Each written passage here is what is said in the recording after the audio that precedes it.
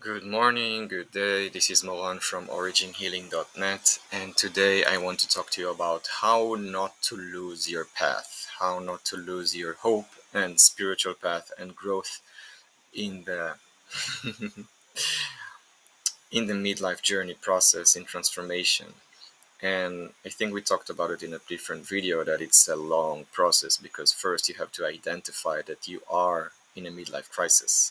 And it can take a few years because you might feel anxious, depressed, lost of motivation, maybe relationship change, maybe something has to do with your job, but you might not call it midlife crisis yet until you really realize that it's happening. And then once you do realize it, how do you find a new purpose? How do you know what you should do next with your 50 years more of life, 40 years more of life? How can you change? What would you do if you don't want to be that person anymore, if you want to change it? And then, of course, it's a long process of embodying that change and becoming that person that you want to be, with new skills, with new networks and friendships and connections, with maybe moving to a new location, maybe changing a job, maybe changing relationships. It's a long, long process, and it's really easy to lose hope and to lose your path and to go back to the old version of you and to distract yourself with alcohol, television, games, travel, stupid conversation, whatever it's taking you to, whatever it takes you to distract yourself from doing the hard work of slowly, slowly changing and evolving and becoming the new you and having a new life. So what I'm going to say maybe not going to be so shocking because maybe you're already doing it, but what I'm trying to tell you is that you have to go through this as a kind of a checklist and make sure that you have all these anchors to keep you on your path, to have all these lines that are holding you on your goal, because if you're only doing one or two, then maybe if the wind is too hard, to or the waves are too strong, you're going to get sidetracked and distracted. And you need to have all these holding points, right, to make sure that you're on your path. So the first thing, maybe of course is obvious, is talking about your dream to your friends and family, sharing your goals, sharing your dreams with them, so they can have this kind of positive peer pressure of asking you every now and then, what's up with your dream? What's up with your goal? Have you done anything lately? Hey, did you progress? How did you advance in becoming this XYZ person that you want to be? And they will check on you, and you want them to check on you because it's like a reminder, external reminder mechanism that you have a path. And it can take a long time, and you can tell them, yeah, it takes a long time, but I'm doing this and that. And sometimes you tell them, yeah, I haven't done anything lately because I was blah blah blah, and then you realize that, wow, you actually got sidetracked and you didn't do anything lately. And it's a good motivator to use people as an external motivator, just because it helps to pick you up every once in a while. And then if you're really in a slump, they will try to help you. Oh, really? For the last 6 months you didn't pursue your dream? Why? What's wrong? Tell me about it. What's missing? What's the motivation like? They might help you. So it's not a bad thing to have external motivator as friends and family. The second thing is more symbolic. And of course, this this caricature of the midlife crisis man is going to buy a Harley Davidson and going to the, having a tattoo and changing his appearance, and suddenly it works. They do it because it works, because it's a constant physical reminder on your body that you are a different person and you're becoming a different person. And that's also totally okay.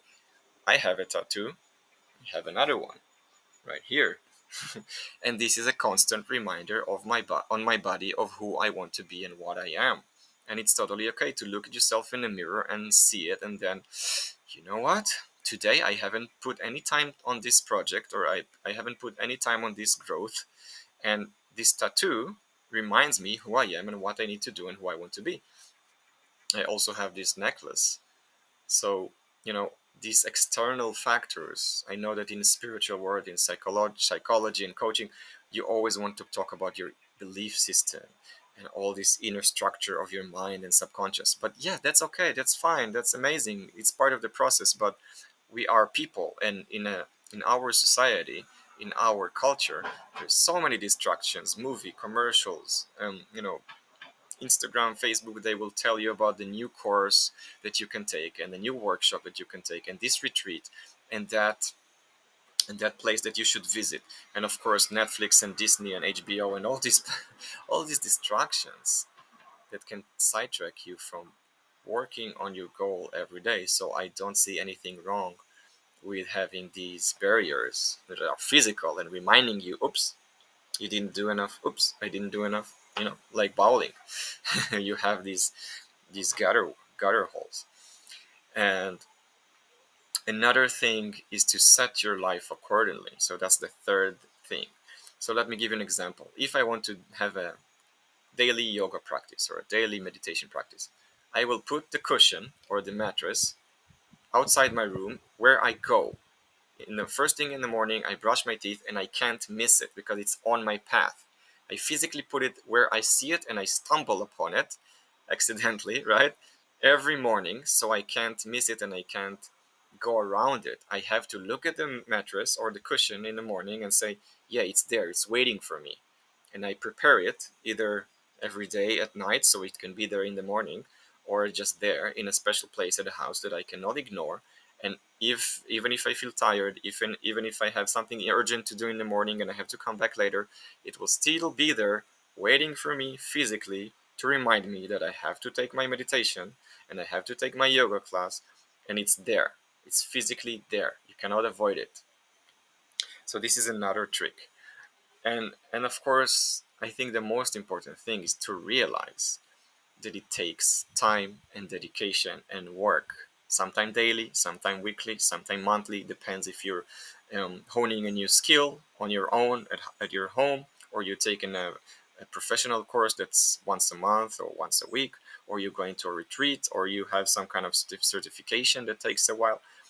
It's a long process and you have to integrate everything and you have to practice everything. And the physical world doesn't work as fast as we want it to be in our minds, in this, when we talk about ideas and dreams, everything can happen so fast and we can imagine everything, but then reality, manifestation in this reality takes much longer because it's just material. That's the nature of material. It takes time to change. So keep it in mind, find your external factors that will help to remind you and motivate you, and you will see that it's much easier when you put these affirmations around you physically, with the people, with the objects, with the tattoos or whatever, and the clothes, and it will help you keep on the path no matter how long, because it will just be there for you. So think about what you can do and add to your life and change in the surrounding setting of your home to make sure that you're reminded every single day of who you are, who you want to be, and that you can still do it day by day.